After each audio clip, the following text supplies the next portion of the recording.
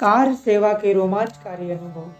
जो मनुष्य कार सेवा के लिए नहीं गया वह अपने जीवन के उत्कृष्ट अनुभव से वंचित रहा।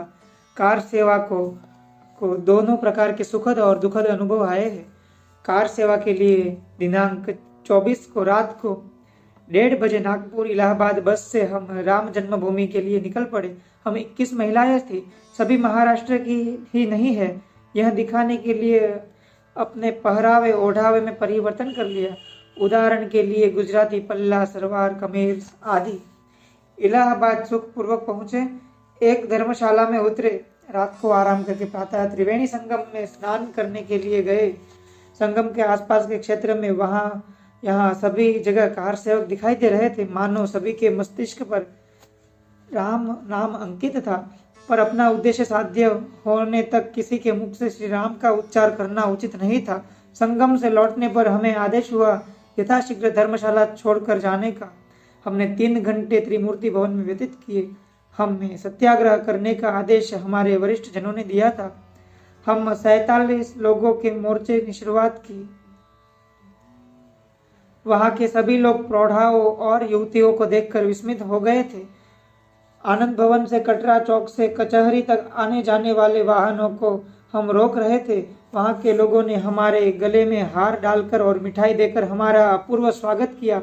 हमारा सत्याग्रह 3 घंटे तक चला। हमें पकड़ने के लिए कमिश्नर आए और उन्होंने हमें चौकी तक चलने के लिए आदेश दिया, पर हम सबने हमारे लिए बस लाने की जिद की और पुलिस चौकी में पहुंचने पर एक बच्चे सहित एक महिला सत्याग्रही को पकड़ा।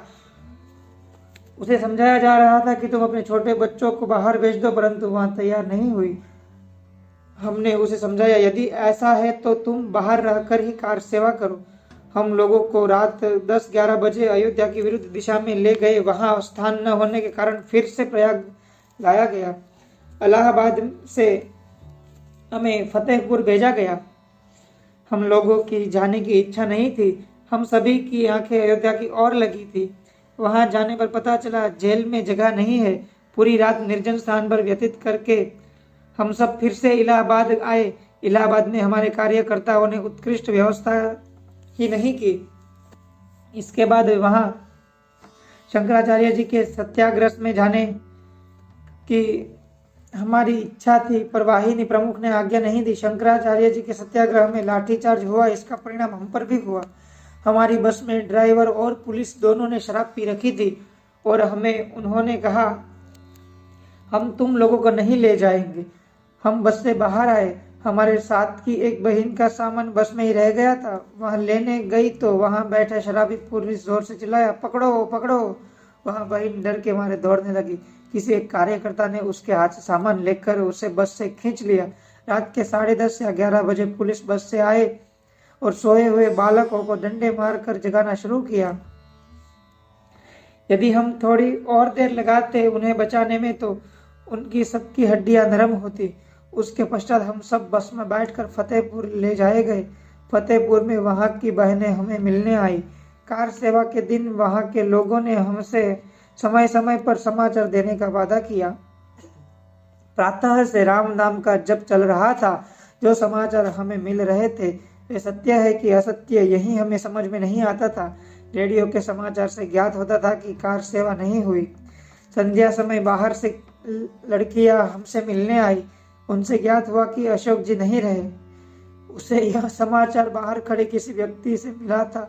अफवाह फैलाने वाले अनेक थे। प्रतिदिन हमें समाचार पत्र बाहर से लाकर देते थे। अंत में हमारी छुट्टी का दिन आया। हमें अचानक ही छुट्टी मिली थी। बाहर निकलने पर हमें हमारे बंधु दिखाई दे। बाहर आने पर हम राम जी के दर्शन किए। अयोध्या जी गए। वहां स्नान करने जाते समय पर अनेक शव दिखाई दिए। हम मंदिर अवश्य बनाएंगे, यह संकल्प मन में करते हुए हम वापस लौटे। मीना बांडे जी, नागपुर से। शंकरलाल जी की कुछ पंक्तियां हैं। आज जन जन की है बस जुबानी यही, धर्मशिष पर जो दे जवानी वही। जब तक बाबर की मिटती निशानी नहीं, खत्म होगी तब तक यह कहानी नहीं। डटकर आगे बढ़ते गए। 24 अक्टूबर को हम माणिकपुर में रात 10 बजे पहुंचे। डिब्बे में पुलिस घुसी और हमें नीचे उतारा, परंतु स्त्री पुलिस न होने के कारण हम सब एक ही स्थान पर डटकर बैठ रहे। सुबह पुलिस की नजरों से बचते बचते हमारी पद यात्रा प्रारंभ हुई। कीचड़, पानी, कांटों तथा ऊंचे ऊंचे घास तथा घनी फसलों से होकर हम निकले। 25 को मोर्चा निकालना निश्चित हुआ। दिनांक 25 को सिविल लाइन से मोर्चा निकलने वाला था। हमें वहां पहुंचने में थोड़ी देर हो गई। हमारे पहले सभी सेविकाओं को बंदी बना लिया गया था। फिर हमने भी कोल्हापुर, सातारा, सांगली के कार सेवकों के सहकार्य से मोर्चा निकाला। मार मार कर थकी थकी पुलिस चाय पीते बैठी थी। एक भी पुलिस गाड़ी वहां नहीं थी। ऐसे समय हमने सौगंध राम की खाते हैं, मंदिर वहीं बनाएंगे का नारा लगाया और प्रचंड संख्या से मोर्चा प्रारंभ हुआ। 1.5 घंटे घोषणा देते हुए सभी चौक पर आए। पुलिस की विनती मान्य कर मोर्चा समाप्त किया। दिनांक 31 को हम अयोध्या की ओर चल पड़े। पुलिस के शिकंजे में न फंसे इसलिए गांव के लोग सतर्क रहते। फिर भी शिवगढ़ में 12 बजे पुलिसों ने घेराव किया और जंगल में ले जाकर छोड़ दिया। वहां से 4 मील पर खांडराय स्थानक था। वहां 3 बजे पहुंचे, थोड़ा विश्राम किया। सुबह ही अयोध्या का मार्ग पकड़ा। अमेठी मार्ग से जा रहे थे। पूनम की चांदनी रात थी। भयानक जंगल पार करना था। सामने एक काला व्यक्ति खड़ा हुआ। मोटी लकड़ी या बर्छी लिया हुआ काल पुरुष का आभास हुआ। शरीर से पसीना छूटा, लेकिन विनम्र शब्द कान पर आए, चलिए माताजी, आपको उचित स्थान पर ले जाने आए हैं। तो हमारे जान में जान आई। वृत्ति से चौर दरेड़े खोरों के मार्ग से जाना, अर्थात मार्गदर्शक वही थे। रात 12 बजे जंगल में हजारों लोगों को भोजन देकर रात भर हमें चलाया। भय मृत्यु का ऐसा अमर अपार्थिव पूजन। अयोध्या कांड शुरू हुआ। नदी पर कौवे, कुत्ते, सियार को तो दावत ही मिली। बचे खुचे प्रेतों के केवल ढांचे ही देखने मिले। बाद में शव, नदी में हाथ लगने वाले शव शव शव। तैमूर लंग ने हिंदुओं के मस्तक काट कर उनके पर्वत रचे। उनके बंधु मुलायम वीपी ने मनुष्यों के शवों के पर्वत रचे। डॉक्टर ओम भारती के घर गए, तब उस घर में उनकी लड़की मायके आई थी। पुलिस ने घर के अंदर घुसकर परिवार के 5 लोग तथा 6 कार सेवकों को मारकर घर को स्मशान बना दिया था। पैर में गोली लगी हुई गौरी को देखकर बहन रोते रोते वार्ताहरों को एक कविता बता रही थी।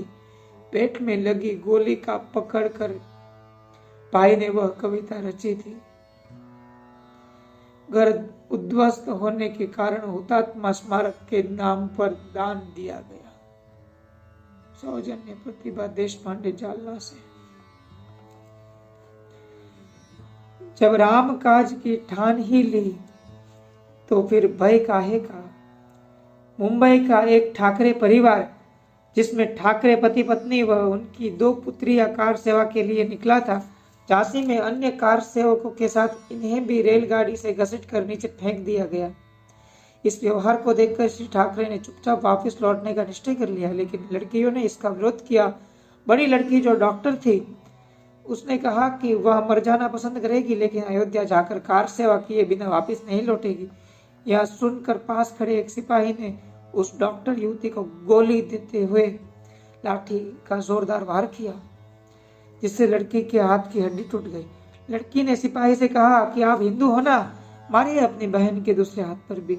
इस पर सिपाही ने दया दिखाने के स्थान पर उसे अन्य कार सेवकों से भरी एक चलती बस में धकेल दिया।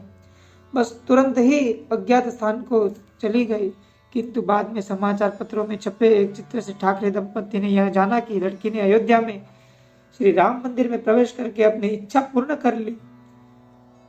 जिही पर सत्य स्नेहु ते ही ते मिल ही न कछु संदेहु।